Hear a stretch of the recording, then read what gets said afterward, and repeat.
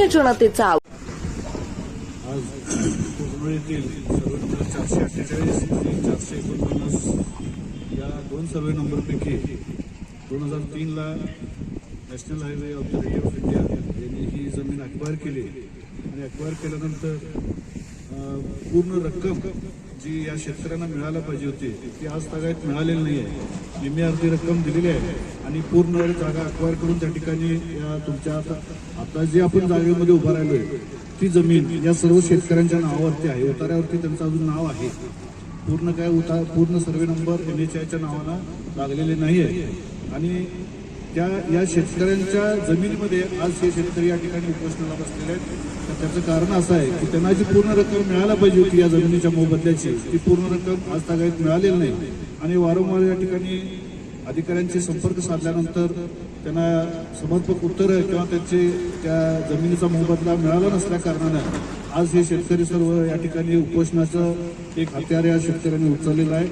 मी सर्व या ठिकाणी अधिकाऱ्यांना आणि शासनाला विनंती करतो की या शेतकऱ्यांच्यावरती कुठलाही अन्याय होता कामा नये. कारण शेतकऱ्याची जमीन देऊन या ठिकाणी हा हायवे होत आहे आणि हायवे होत असताना शेतकऱ्याला या ठिकाणी उपाशी राहायला लागलं तर हे काही योग्य नाही आणि त्याला अनुसरून आम्ही सर्वच या ठिकाणी या शेतकऱ्यांच्या पाठीशी आहोत. थोड्याच वेळात या ठिकाणी NHIची अधिकारी येतो असं बोललेले आहेत.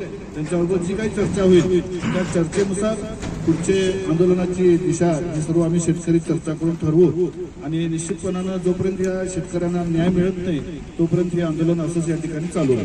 एक मिनिट, तुम्ही एक मिनिट जिल्हा प्रशासनाबरोबर काय बोलायचं का याबद्दल? म्हणजे शेतकरी आता याबद्दलचं निवेदन आम्ही मुख्यमंत्र्यांना पाठवलेलं आहे, DC पाठवलेलं आहे, NHI धारवाड ऑफिसला पाठवलेलं आहे, बेळगाव ऑफिसला दिलेलं आहे, बेळगाव जिल्हाधिकाऱ्यांना सुद्धा निवेदन दिलेलं आहे, तहसीलदारांना म्हणजे शासनाच्या प्रत्येक घटकाला या ठिकाणी ह्या आमच्या शेतकऱ्यांच्या व्यथेबद्दल निवेदन आम्ही या ठिकाणी हे पाठवलेलं आहे.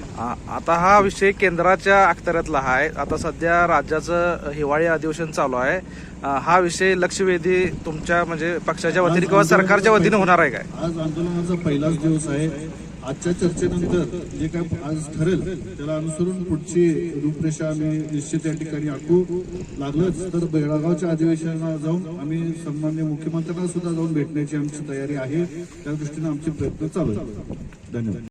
सर्वे नंबर 448 आणि सर्वे नंबर 448 आणि सर्वे नंबर 449/2 या जमिनी अंतर्गत सर्वे नंबर 448 अंतर्गत 126 गुंठ्यापैकी 45 गुंठ 2003ला NH4 अक्वायर केलेलं होतं आणि त्याचा मोबदला आम्हाला मिळालेला आहे.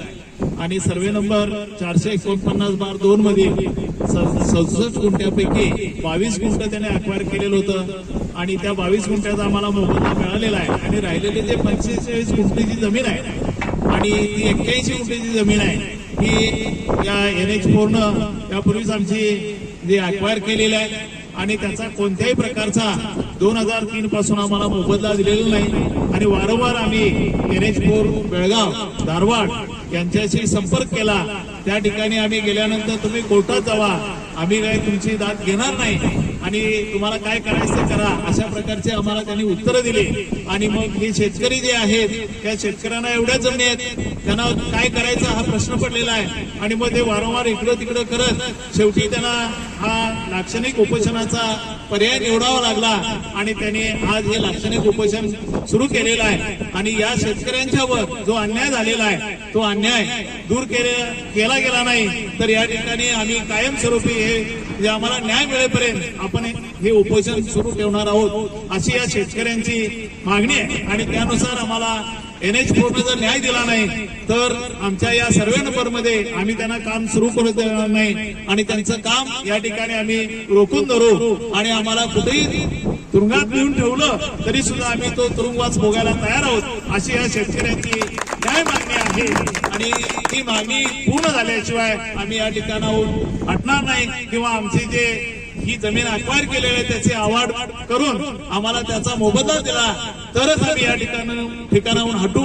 अन्यथा हे शेतकरी या ठिकाणी जो मंडप घातलेला आहे मंडपामध्ये कायमस्वरूपी बसून राहतील अशी या शेतकऱ्यांची मागणी आहे. इथून एवढ्यावर जर न्याय मिळाला नाही तर आम्ही सहकुटुंब सुद्धा या ठिकाणी येऊन रस्त्यावर बसून त्यांना कोणत्याही प्रकारचं काम करू देणार नाही आणि भविष्यामध्ये आम्ही जिल्हाधिकारी असतील, तहसीलदार असतील, या सर्वांना न्याय मागणीसाठी आम्ही हा NH4 सुद्धा रोखू अशी या शेतकऱ्यांची मागणी आहे आणि त्या पद्धतीनं आम्हाला न्याय मिळावा अशी विनंती आहे. तुम्ही जो आमचे जमीन घेतलेली आहे त्याबद्दल आमचं काही नाही, मात्र त्याचा आम्हाला मोबदला मिळालाच पाहिजे. आम्ही वारंवार ज्या चव्हाण म्हणून जे अधिकारी आहेत त्यांच्याकडे गेलो, ते म्हणाले आम्हाला तुमचे पैसे कोणी नेलेत का बघा. म्हणजे इथपर्यंत त्यांची मजल आहे, म्हणजे कुठेही त्यांची चौकशी न करता म्हणजे या शेतकऱ्यांचा काही बाजू आहे ते ऐकून घेतली जात नाही. म्हणून आम्हाला हा पर्याय शोधावा लागला. तरी आमच्या मागणीचा विचार करावा आणि आम्हाला योग्य तो न्याय मिळवून द्यावा अशी विनंती आमची या सर्व शेतकऱ्यांची आहे.